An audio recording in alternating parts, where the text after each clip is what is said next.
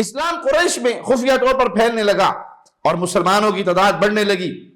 اگرچہ بعض مسلمانوں کو دوسروں کے اسلام کا علم نہیں تھا کہ وہ اپنے معاملے کو خفیہ رکھتے تھے، لیکن جو شخص بھی مسلمان ہو جاتا وہ اللہ تعالی اور رسول اللہ صلی اللہ علیہ وسلم کی اس پیغام کو لے کر زبردست داعی کے طور پہ دعوت میدان میں سرگرم ہو جاتا اور اپنے گرد اپنے قریبی لوگوں پر اسلام کو پیش کرتا۔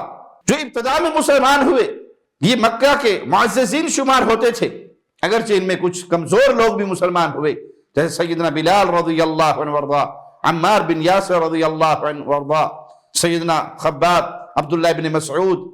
البتہ اکثریت نوجوانوں کی تھی۔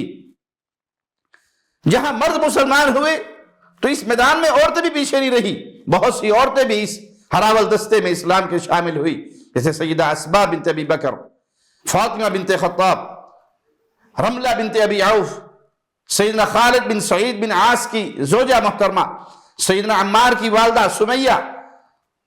یہ عورتوں کی ایک جماعت جو ابتدا میں ہی رسول اللہ صلی اللہ علیہ وسلم پر ایمان لے کر آئی۔